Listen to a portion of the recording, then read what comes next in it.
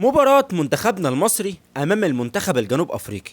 اسمح لي أقول لك إن المباراة دي هتكون الاختبار الحقيقي للكابتن حسام حسن. ليه؟ لأنك هتلعب المرة دي قدام منتخب أقوى من المنتخب الزيمبابوي، أقوى على المستوى الهجومي وأقوى كمان على المستوى الدفاعي. من حسن حظنا إننا لعبنا مباراتنا الأولى قدام أضعف منتخب في المجموعة. مباراتنا قدام زيمبابوي كانت بروفة كويسة جدا وفرصة كويسة جدا عشان تعرف ما هي سلبياتك وما هي أخطائك ونقاط ضعفك اللي محتاجة منك تصليح وشغل كمدير فني. ولذلك هنشوف هل حسام حسن قادر على تصليح أخطائه في مباراة زيمبابوي دي ولا هيعند وهيستمر بنفس الشكل اللي بدأ بيه. أهلا بيكم في المراجعة النهائية لمباراة منتخب مصر أمام المنتخب الجنوب أفريقي، وهكلمك في الفيديو ده إن شاء الله عن السلبيات والأخطاء ونقاط الضعف اللي ظهرت في مباراتنا قدام زيمبابوي وإزاي حسام حسن يعالجها ويقلل منها، وهكلمك كمان عن أنسب وأفضل تشكيل نبدأ بيه من وجهة نظري وإن شاء الله هحاول أقنعك بيه. أتمنى من حضرتك بقى ما تنساش تتوقع نتيجة المباراة دي في الكومنتات، لأن صاحب التوقع الصحيح اسمه بينزل في الفيديو التحليل بعد المباراة على طول إن شاء الله. صلي بقى على النبي كده واعمل لايك واشتراك في القناة عشان عندنا كلام مهم جدا هنقوله في الفيديو ده. بسم الله. مبدئيا وزي ما أنا لسه قايل لك، مباراة زيمبابوي ادتنا دروس كتيرة جدا في شكلنا الدفاعي قبل شكلنا الهجومي. شكلنا الدفاعي محتاج شوية تنظيم وتفاهم أكتر ما بين العناصر بتاعته، وخلي بالك أنا بقولك تفاهم مش بقولك تغيير، لأن باستثناء محمد حمدي الباك الشمال مفيش البدائل المناسبة لخط الدفاع. ومحدش يقول لي رامي ربيعة يا جماعة بالله عليكم. حسام عبد المجيد وياسر إبراهيم هم أنسب وأفضل اتنين يلعبوا جنب بعض، بس مش محتاجين غير شوية انسجام وتفاهم مش أكتر ولا أقل. جنوب أفريقيا عندها مهاجم قوي جدا اسمه لايلي فوستر، بيلعب في الدوري الإنجليزي. المباراة اللي فاتت أمام أنجولا سجل هدف وعمل أسيست، وهو ده تقريبا يعني أكتر لاعب لازم يتعمل له ألف حساب في جنوب أفريقيا لأنه أخطر لاعب فيهم. الشناوي أعتقد إن خلاص وقته خلص وأخطائه بقت كتيرة جدا، وإحنا من حقنا بقى نبقى مطمنين وإحنا بنتفرج، مش كل كرة تتشاط علينا عم الشناوي أبقى خايف تدخل فينا. الشناوي مش عارف يمسك الكورة، أقسم بالله أي كرة بتتشاط على الشناوي مهما كانت ضعيفة ببقى عارف ان هي هتعدي منه. محمد فين دول يا محمد؟ يعني يا محمد انت بتمضي بايدك، انت وش ماضي العقد برجلك. وعشان بس ما تقولش ان انا بنتقده عشان هو بيلعب في الاهلي وانا زملكاوي فانا مش عايزه يلعب، والله العظيم ربنا يعلم ان انا فعلا غرضي من الفيديو ده او اي فيديو بعمله على المنتخب هو المصلحة العامة للمنتخب. حتة الالوان واهلي وزمالك انا راكنها خالص على جنب لحد ما نعدي فترة المنتخب دي. طب تقول لي مين يلعب مكان الشناوي كابتن هادي؟ اقول لك قولا واحدا مصطفى شوبير، رغم ان هو ابن اكتر شخصية انا بكرهها في حياتي، ولكن الراجل ده فعلا يستحق يكون هو حارس مصر الاول دلوقتي. هو اكتر واحد يستحق يكون فعلا في المكان ده، ومستواه هو اللي بيقول كده، مش جايب حاجة من عندي. طب تعالى بقى نتعمق اكتر في السلبيات. وواحدة من السلبيات او من الانماط اللي ما قدرتش استوعبها من الكابتن حسام حسن انك طوال المباراة مش هتلاقي حد من الونجات سواء تريزيجيه او صلاح كان بيرجع يدافع او حتى بيعمل الوجبات الدفاعية. انما كان ايه اللي بيحصل؟ اللي كان بيحصل ان الاتنين ديفندرات هما اللي كانوا بيميلوا ناحية الباكات عشان يساندوهم سواء محمد حمدي او محمد هاني، وده اللي هتلاحظه اكتر في الكرة بتاعت الجون الاول لزيمبابوي.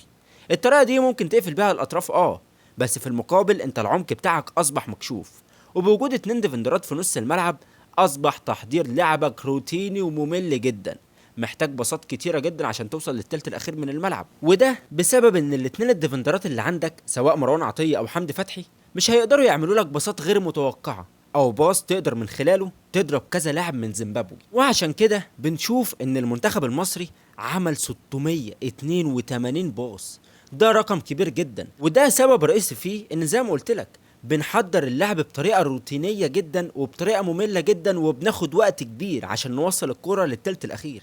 بس برضو وللأمانة يعني احنا قدرنا نوصل لمرمى زيمبابوي وقدرنا نستحوذ على المباراة ونعمل هجمات خطيرة، ولو كان في اتقان في انهاء الهجمات كنا على الاقل يعني نطلع من المباراة دي باربع اهداف. وعلى فكرة حتة تضييع الفرص دي جزء كبير جدا منها عدم توفيق طبعا، والجزء التاني وده الاهم بالنسبة لي هو سوء انهاء الهجمات، ودي برضو على فكرة شغلة مدير فني، يعني دي نقدر نقول عليها ان هي من سلبيات مباراة زيمبابوي اللي محتاجة شغل من حسام حسن. ومع احترامي للجميع يعني بس منتخب زيمبابوي زي ما انت شفت كده وكان واضح لكل الناس ان هو منتخب ضعيف فنيا، ضعيف هجوميا ودفاعيا، غير لما تقابل منتخبات اقوى منه. كم الفرص اللي انت ضيعتها في مباراة زيمبابوي دي مش هتجيلك مثلا لما تلعب قدام جنوب افريقيا او انجولا او المغرب او الجزائر او تونس انت على فكرة لسه هتنتقل لمراحل ومستويات اعلى بكتير من مباراة زيمبابوي دي. لذلك اتمنى من كل قلبي ان كابتن حسام حسن يشتغل اكتر على حسن انهاء الهجمات.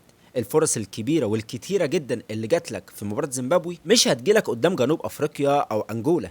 لذلك لازم نستغل كل الفرص اللي تجينا. نسبة الخطأ فيها 1% فقط لا غير. عارف ان كان في عدم توفيق كبير، وعارف ان في كرة جت في العارضة، بس برضو امام عاشور مضيع واحدة في السكس ياردة، زيزو مضيع واحدة في السكس ياردة بدماغه. زي ما كان في عدم توفيق فكان في برضو رعونة كبيرة من اللعيبة في تضييع الفرص. وتاني انا بكرر لحضرتك، انا كلامي هنا مبني على منتخب اقوى من زيمبابوي، وادينا شايفين مستوى المنتخبات عامل ازاي. طب تعالى بقى نروح للتشكيل الانسب من وجهة نظري. بسم الله الرحمن الرحيم. احنا مبدئيا كده هنلعب بطريقة اللعب 4-3-3. شوبير في حراسة المرمى، قدامه حسام عبد المجيد وياسر ابراهيم، على اليمين محمد هاني، وعلى الشمال فتوح. ديفندر وحيد مهند لاشين. ليه مهند لاشين يا كابتن هادي؟ والله الراجل اجهز ولعب في مستويات عاليه قدام فرق عاليه ولاعيبه عاليه في الفتره اللي فاتت، ولسه واخد بطوله افريقيا ولسه واخد السوبر الافريقي، وهو اجهز وانسب واحد موجود في الفريق او موجود في السكواد عموما. كمان انت لو بصيت على بيراميدز هتلاقي ان مهند لاشين واحد من الاعمده الرئيسيه فيها، غير الاهلي مثلا. الاهلي عنده دلوقتي الي ديانج بيلعب اكتر على مروان عطيه. مروان عطيه طبعا لاعب كبير وانا بحبه جدا وكورته جميله، ولكن من وجهة نظري يعني شايف ان مهند لاشين هو انسب واحد يلعب في نص ملعب منتخب مصر. واحد يقول لي يا كابتن هادي فين حمدي فتحي؟ جاء بقى الوقت يا جماعة اللي نغير السكان الاصليين للمنتخب. كفاية قوي بقى على الشناوي وربيعة وحمدي فتحي وتريزيجيه والشلة الكريمة دي اللي من ساعة ما حطوا رجلهم في المنتخب ما شفناش نور. ولو مهند لاشين يا عم مش عاجبك حط مكانه مروان عطية.